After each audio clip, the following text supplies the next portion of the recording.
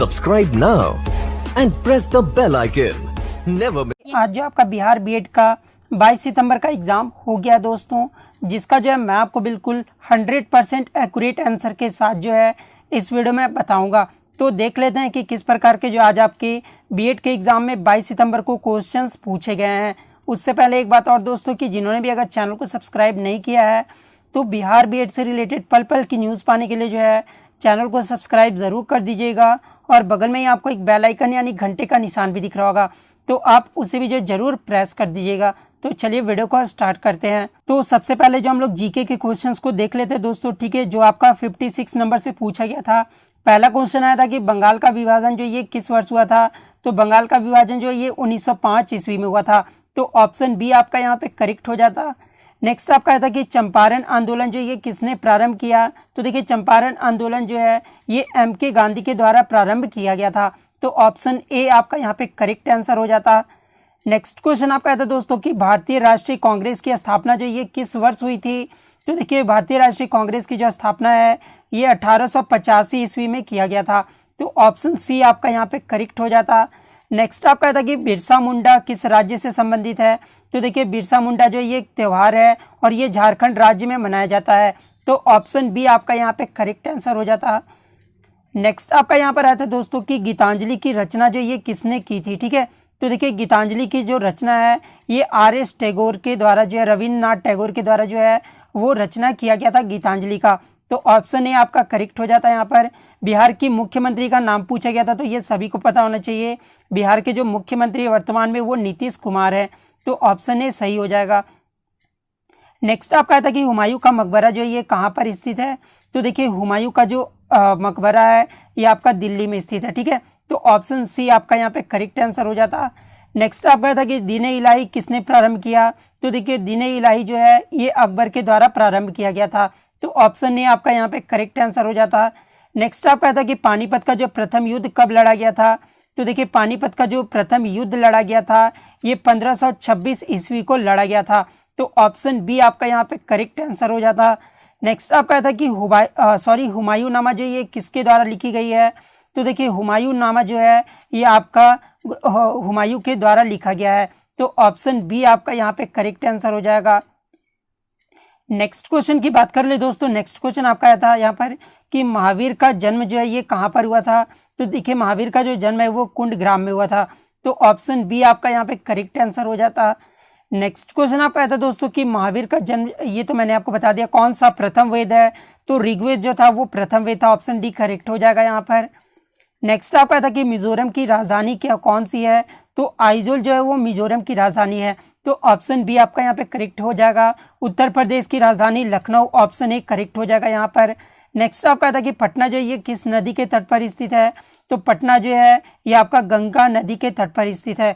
तो option B आपका correct हो जाएगा यहाँ पर। नेक्स्ट आया था कि ताजमहल जो ये किस शहर में स्थित है, तो देखिए ताजमहल जो है ये आपका आगरा शहर में स्थित है। तो ऑप्शन डी आपका करेक्ट हो जाएगा यहाँ पर। गुलाब की नगरी जो है किसे कहा जाता है, तो ये जयपुर को कहा जाता है। ऑप्शन सी आपका यहाँ पे करेक्ट आंसर हो जाता। नेक्स्ट क्वेश्चन आपका आया था दोस्तों गुलाबी नगर, ठीक है, दिल्ली का मुख्यमंत्री वर्तमान में कौन है, तो देखिए बिहार का भी पूछा गया था और दिल्ली का भी। तो वर्तमान में जो अरविंद केजरीवाल दिल्ली के मुख्यमंत्री है। तो ऑप्शन बी आपका यहाँ पे करेक्ट आंसर हो जाएगा। नेक्स्ट आपका था कि पृथ्वी के जैवमंडल जो है ये सम्मिलित होता है, तो पृथ्वी के जैवमंडल जो है ये वायुमंडल, जलमंडल और स्थलमंडल तीनों से मिलकर जो है ये सम्मिलित होता है। तो ऑप्शन डी आपका यहाँ पे करेक्ट आंसर हो जाता। नेक्स्ट आपका था दोस्तों कि पृथ्वी पर किसी स्थान को जो है किससे जो है दर्शाते हैं, ठीक है, यहाँ पे इंग्लिश में आप पढ़ सकते हैं, हिंदी में आपको नहीं समझ में आ रहा है। तो पृथ्वी को जो है किसी भी स्थान को जो है अक्षांश और देशांतर दोनों से जो है दर्शाते हैं। तो ऑप्शन सी ए और बी दोनों हो जाएगा। तो ऑप्शन सी आपका यहाँ पे करेक्ट आंसर हो जाएगा। बिहार की जो राजधानी है पूछी गई थी, तो ये सभी को पता होना चाहिए, बिहार की जो राजधानी है वो पटना है। तो ऑप्शन सी आपका यहाँ पे करेक्ट आंसर हो जाएगा। बिहार का राज्यपाल कौन है वर्तमान में, तो देखिए बिहार के जो राज्यपाल है वर्तमान में ये फागू चौहान है। तो ऑप्शन बी यहाँ पे इस क्वेश्चन का करेक्ट आंसर हो जाएगा। उसके बाद आया था दोस्तों कि डॉक्टर भीमराव अंबेडकर का जन्म जो है ये कहाँ पर हुआ था, ठीक है, तो किस राज्य में हुआ था, तो देखिए डॉक्टर भीमराव अंबेडकर का जो जन्म हुआ था ये मध्य प्रदेश राज्य में हुआ था। तो ऑप्शन ए आपका यहाँ पे करेक्ट आंसर हो जाता। नेक्स्ट आपका था कि कोसी नदी जो है ये किस राज्य में है, तो कोसी नदी जो है ये बिहार राज्य में है। ठीक है।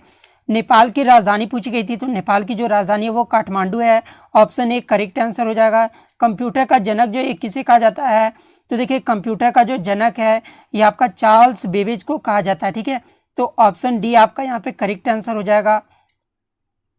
नेक्स्ट आपका रीजनिंग से था दोस्तों, भारत में जो रुपया चलता है तो बांग्लादेश में क्या चलता है, तो टका चलता है। तो ऑप्शन बी आपका यहाँ पे करेक्ट आंसर हो जाता है। नेक्स्ट क्वेश्चन की बात करें दोस्तों, नेक्स्ट क्वेश्चन आपका यहाँ पे आता है कि ये तो मैंने आपको बता दिया। उसके बाद था कि मायोपिया का संबंध जो आंख से है, तो मेनिंजाइटिस का जो संबंध है वो किससे है, तो मस्तिष्क से हो जाएगा। ठीक है, ऑप्शन बी आपका यहाँ पे करेक्ट आंसर हो जाएगा।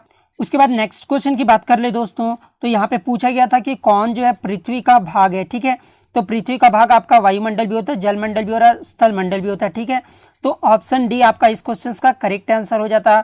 नेक्स्ट क्वेश्चन आपका था कि निम्नलिखित में से जो पृथ्वी का सबसे बड़ा यहाँ पर बिगेस्ट ओशियन पूछा गया था, महासागर कौन सा है। ठीक है, तो देखिए पृथ्वी का जो सबसे बड़ा महासागर है ये आपका आर्कटिक महासागर है। ठीक है, तो ऑप्शन बी जो आपका यहाँ पे करेक्ट आंसर हो जाएगा। उसके बाद आया था दोस्तों कि ओजोन परत क्षरण के लिए जो है मुख्यतः जिम्मेदार गैस कौन सा होता है, तो ओजोन परत के लिए जो मुख्यतः जिम्मेदार गैस जो होता है वो क्लोरोफ्लोरोकार्बन होता है। तो ऑप्शन सी आपका यहाँ पे करेक्ट आंसर हो जाता। जकार्ता जो है किस देश की राजधानी है, तो देखिए जकार्ता जो है ये आपका, रुकिए सॉरी दोस्तों, यहाँ पर ये CFCS भी आपका सही है। उसके बाद जकार्ता किस देश की राजधानी है, तो ये जो है आपका इंडोनेशिया की राजधानी है। ठीक है, तो ऑप्शन बी जो आपका यहाँ पे करेक्ट आंसर हो जाएगा। नेक्स्ट आपका यहाँ पे क्वेश्चन आया था दोस्तों कि भारत के पश्चिम में जो कौन सा समुद्र स्थित है, तो देखिए भारत के पश्चिम में जो है आपका अरब सागर स्थित है। ठीक है, तो ऑप्शन ए आपका यहाँ पे करेक्ट आंसर हो जाता। भारत का वर्तमान रक्षा मंत्री पूछा गया था कि कौन है, तो भारत के वर्तमान में जो रक्षा मंत्री है वो राजनाथ सिंह है। ठीक है, तो ऑप्शन ए आपका यहाँ पे करेक्ट आंसर हो जाएगा। नेक्स्ट क्वेश्चन आपका आया था दोस्तों कि भारत का RTI एक्ट 2019 में जो किस वर्ष से लागू किया गया था, तो देखिए RTI एक्ट जो है ये 2010 से जो है लागू किया गया था। तो ऑप्शन बी आपका यहाँ पे करेक्ट आंसर हो जाता।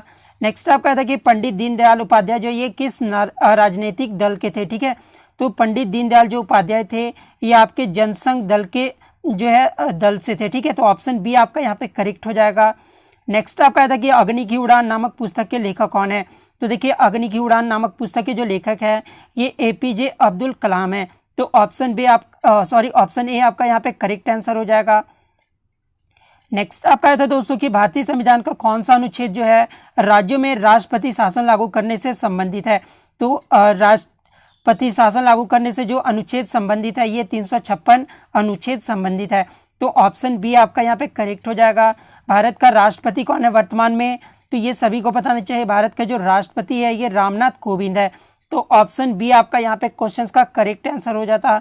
नेक्स्ट आपका था कि कौन सा उपकरण जो है भूकंप मापन करता है। ठीक है, तो सिस्मोग्राफ से जो है भूकंप का मापन जो है वो किया जाता है। तो ऑप्शन ए आपका यहाँ पे करेक्ट हो जाता 95 का। नेक्स्ट अब देख लेते हैं दोस्तों, तो नेक्स्ट जो आपका विद्यालयों में शिक्षण तथा ज्ञान का परिवेश से था। ठीक है, तो क्वेश्चन नंबर 96 में था कि समाज में घटते नैतिक मानकों का मूल कारण क्या है, तो देखिए समाज में घटते नैतिक मानकों का जो मूल कारण है वो आपका शिक्षा नीति विफलता है। ठीक है, तो ऑप्शन ए आपका यहाँ पे करेक्ट हो जाता। उसके बाद था दोस्तों कि इनमें से कौन 3R का जो है भाग नहीं है, तो 3R का जो भाग नहीं है वो आपका बोलना है। ठीक है, यहाँ पे नहीं पूछा गया था, तो ऑप्शन ए आपका यहाँ पे करेक्ट हो जाएगा। नेक्स्ट आपका आया था दोस्तों यहाँ पे क्वेश्चन नंबर 98 कि इनमें से जो कौन मूल बधिर की शिक्षा से संबंधित है, तो मूल बधिर की शिक्षा से संबंधित होते हैं ये ब्रेल होते हैं, संकेत भाषा होते हैं और ब्रेलर होते हैं। ठीक है, तो ऑप्शन डी आपका इस क्वेश्चन का करेक्ट आंसर हो जाता। नेक्स्ट क्वेश्चन की बात करें दोस्तों, नेक्स्ट क्वेश्चन आपका था कि जो विद्यार्थी मुख्य बधिर, नेत्रहीन या कुछ योग्यताओं से कमतर होते हैं उनके लिए जो कौन सा नया शब्द दिया गया है, तो उनके लिए जो नया शब्द दिया गया वो दिव्यांग दिया गया है।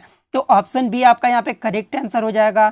नेक्स्ट क्वेश्चन आपका यहाँ पर आया था दोस्तों 100 नंबर क्वेश्चन, एक कक्षा में एक अच्छे अध्यापक द्वारा जो है क्या पालन करना चाहिए, तो एक कक्षा में जो है एक अच्छे अध्यापक को जो है तेज सीखने वाले को भी पढ़ाना चाहिए, मध्य गति से सीखने वाले को भी पढ़ाना चाहिए और धीमी गति से सीखने वाले को भी जो है पढ़ाना चाहिए। तो ऑप्शन डी आपका यहाँ पे इस क्वेश्चन का करेक्ट आंसर हो जाता।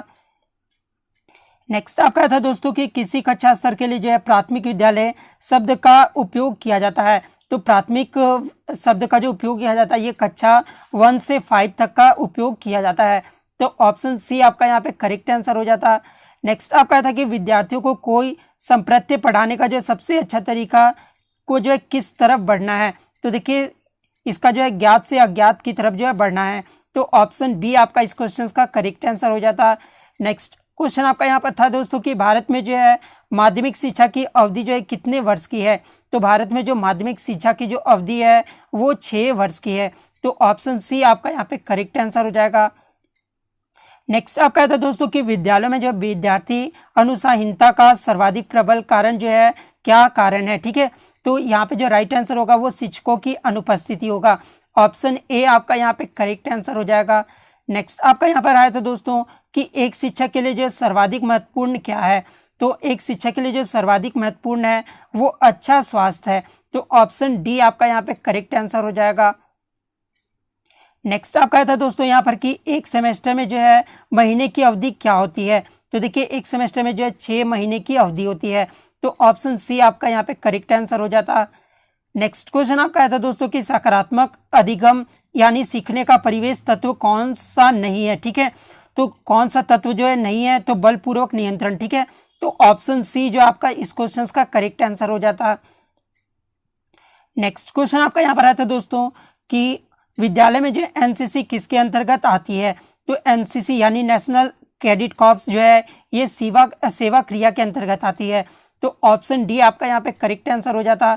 नेक्स्ट क्वेश्चन आपका है तो दोस्तों यहाँ पर क्वेश्चन नंबर 109 कि इनमें से कौन साहित्यिक क्रिया नहीं है। तो देखिए आपका जो साहित्यिक क्रिया नहीं है वो एनएसएस है। ठीक है, ऑप्शन बी आपका यहाँ पे करेक्ट आंसर हो जाता। नेक्स्ट क्वेश्चन आपका है था दोस्तों 110 नंबर क्वेश्चन कि यदि कक्षा में विद्यार्थी जो है शोरगुल करे तो उन्हें जो है, तो यहाँ पे ऑप्शन डी आपका राइट आंसर हो जाता। ठीक है, सेवा क्रिया, सॉरी यहाँ पे सेवा क्रिया नहीं, 110 में डी यानी क्रियाओं को संलग्न करना चाहिए। ठीक है, तो ऑप्शन सी ऑप्शन डी 110 का आपका राइट आंसर हो जाएगा। नेक्स्ट आपका है तो दोस्तों उच्चतर माध्यमिक शिक्षा की अवधि जो है कितनी होती है। तो उच्चतर माध्यमिक शिक्षा की जो अवधि होती है वो 2 वर्षों का होता है। तो ऑप्शन सी आपका यहाँ पे करेक्ट आंसर हो जाता। नेक्स्ट आपका है तो दोस्तों कि एक विद्यालय में जो निम्न में से कौन वांछित नहीं है। तो देखिए आपका जो वांछित नहीं है वो दैहिक दंड है। ठीक है, तो ऑप्शन सी आपका यहाँ पे करेक्ट आंसर हो जाता।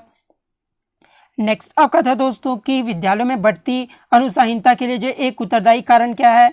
तो ये शिक्षकों द्वारा नेतृत्व प्रदान करने में जो कमी है यही जो एक कारण है। तो ऑप्शन बी आपका यहाँ पे करेक्ट आंसर हो जाता है 113 का। नेक्स्ट आपका था दोस्तों कि विद्यालय विद्यार्थी में जो है अधिगम यानी सीखने के लिए जो निम्न में से कौन सर्वाधिक प्रभावी है। तो निर्देशित क्रियाएं जो प्रभावी है। तो ऑप्शन सी आपका करेक्ट आंसर हो जाता। नेक्स्ट आपका यहाँ पर है तो दोस्तों 115 नंबर की निम्न में से जो कौन विद्यालय की पाठ्य सहगामी क्रियाओं को भाग नहीं है। तो ये जो आपका कक्षा व्याख्यान है ये जो विद्यालय की पाठ्य सहगामी क्रियाओं में जो भाग नहीं है। तो ऑप्शन सी आपका इस क्वेश्चन का करेक्ट आंसर हो जाता। नेक्स्ट क्वेश्चन आपका है तो दोस्तों कि कौन सा एक अच्छे विद्यालय का गुण नहीं है। तो देखिए खेलों का आयोजन नहीं कराना ये जो एक अच्छे विद्यालय का गुण नहीं है। तो ऑप्शन सी आपका इस क्वेश्चन का करेक्ट हो जाता। नेक्स्ट आपका 119 नंबर क्वेश्चन था दोस्तों कि निम्नलिखित में से जो है कौन विद्यालय की भौतिक संरचना का उदाहरण नहीं है। तो भौतिक संरचना का जो उदाहरण नहीं है वो लाइब्रेरियन है। तो ऑप्शन डी आपका यहाँ पे करेक्ट आंसर हो जाएगा। लास्ट क्वेश्चन की बात करें तो जिस शिक्षण संस्थान में जो अध्ययन हेतु कोई बंधन नहीं होता उसे जो क्या कहा जाता है। तो उसे जो है खुली शिक्षा की संस्था कहा जाता है। ठीक है, तो ऑप्शन डी जो आपका इस क्वेश्चन का करेक्ट आंसर हो जाता। तो इसने क्वेश्चन मैं सॉल्व किया हूँ दोस्तों और आपको 100% जेन्युइन ही आंसर की बताया। तो वीडियो को जो लाइक ज़रूर कर दीजिएगा और बीएड से रिलेटेड पल पल की न्यूज़ पाने के लिए जो चैनल को सब्सक्राइब ज़रूर कर दीजिएगा। तो मिलते हैं नेक्स्ट वीडियो में, तब तक थैंक यू।